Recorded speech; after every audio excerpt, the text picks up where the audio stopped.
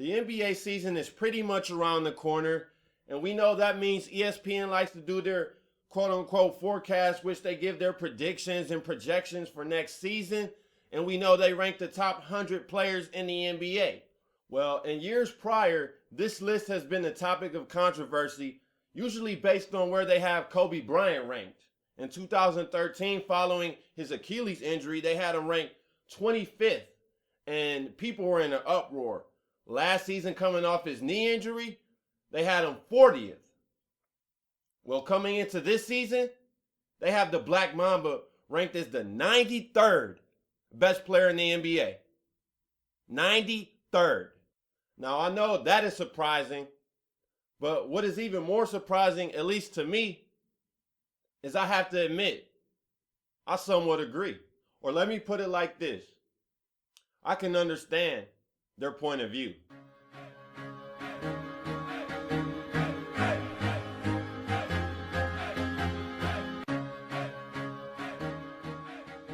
Welcome back to the Best Damn Sports Blog. Back again, this time to talk NBA. And that's a good thing because that means the season is on the horizon. And there's nothing I enjoy more than talking basketball. But what I'm going to do is give a Lakers season preview as well as touch on Kobe Bryant being ranked 93rd in ESPN's forecast player rankings. And that's where I will start with Kobe Bryant being ranked 93rd.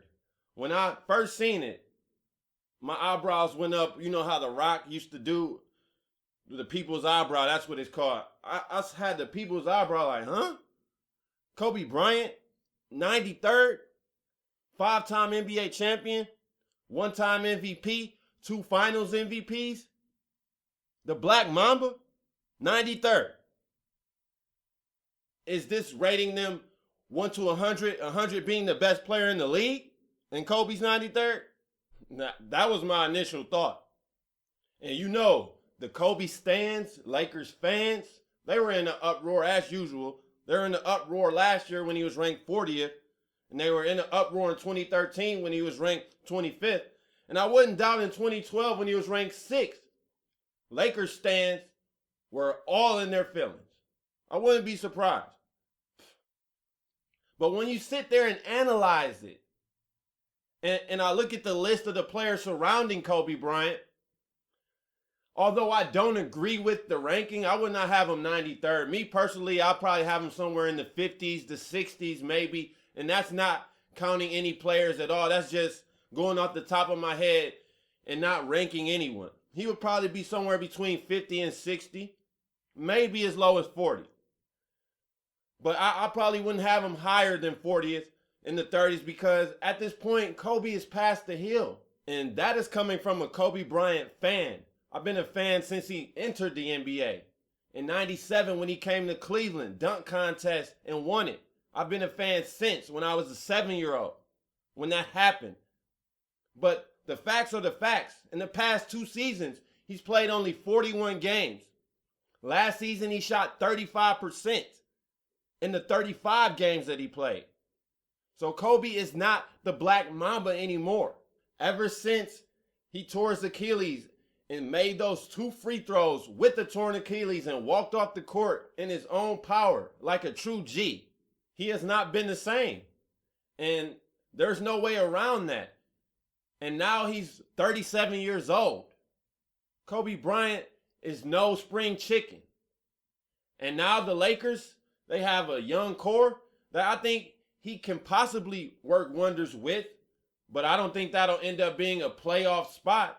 So you have to consider that into the rankings. Now I'm going to give you a list of people who are ranked around Kobe Bryant for you to understand where ESPN is coming from ranking him 93rd.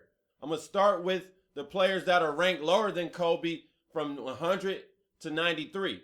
You got Tony Allen coming in at 100, Eric Gordon 99, Roy Hibbert 98th, Elfrid Payton 97th, Nene 96th, Ryan Anderson 95th, and Trevor Ariza 94th. Is Kobe Bryant more productive than all of those players when he's able to play? I would say yes. Now, let's go to the players ranked above Kobe Bryant. You got at 92, Luol Deng, who's had his injury issues and his play has declined as well. Do I agree with that? Maybe not so much. 91st, you have Brandon Knight of the Phoenix Suns. And we all know he's mostly known for that vicious dunk he suffered at the hands of DeAndre Jordan, in which he fell to the ground and DeAndre Jordan had the stink face look after. That is what Brandon Knight is most known for, but surprisingly, on the low, he is a quality guard in this NBA. So most people might laugh at the fact that they have Brandon Knight ranked above Kobe Bryant, but I actually don't have any problem with it. Now, would I take Brandon Knight over Kobe Bryant? Never. But he is a productive player, and he's also on the court more often than Kobe is. So for that fact, I can't knock them for having Brandon Knight ranked above him. Now, right now, they only have ranked to 84th, I believe, when I'm recording this podcast, so I can't tell you all of the 80s, but I'm going to continue starting at number 90, in which you have Jahlil Okafor, rookie from the Sixers, who has yet to start an NBA game. 89th, you have Tobias Harris of the Magic, who looks to be a promising forward in this league. 88 is Drew Holiday, the point guard when he's healthy. He's definitely top 15, maybe top 10 point guard in this NBA.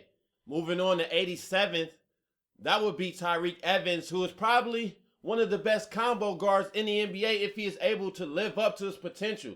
He has the size and skill to play from small forward to point guard, and if he could just develop a jump shot, Tyreke could really take off in this league and become a top 5 shooting guard, because the shooting guard position, if we're being honest, is not so great right now in the NBA. Now going to 86th, you have Monte Ellis of now the Indiana Pacers. We know what he brings to the table. He's going to get you points, and he's going to be a high volume shooter most likely. He's inefficient to some extent, but he's a quality guard in the NBA that a lot of teams would love to have. 85th, Marcus Smart, the young point guard playing for the Boston Celtics under Brad Stevens. I like him a lot. He needs to develop his offensive game a little bit more, but right now he's a top defender at the point guard position.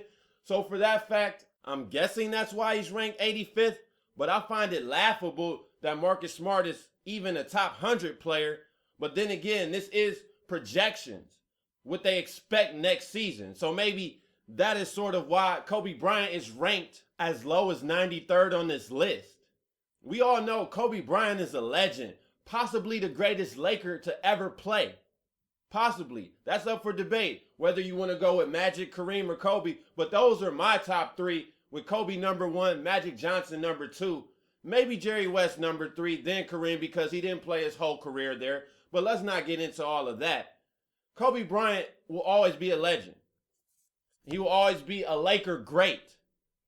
So yes, this list is disrespectful towards his legacy, but at the same time, I cannot knock the list.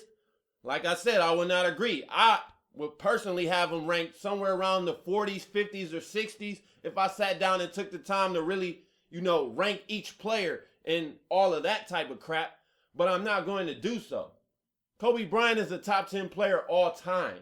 That's all that matters. Who cares about where ESPN ranks him for this upcoming season? I don't. Now, moving on to preview the Lakers' upcoming season.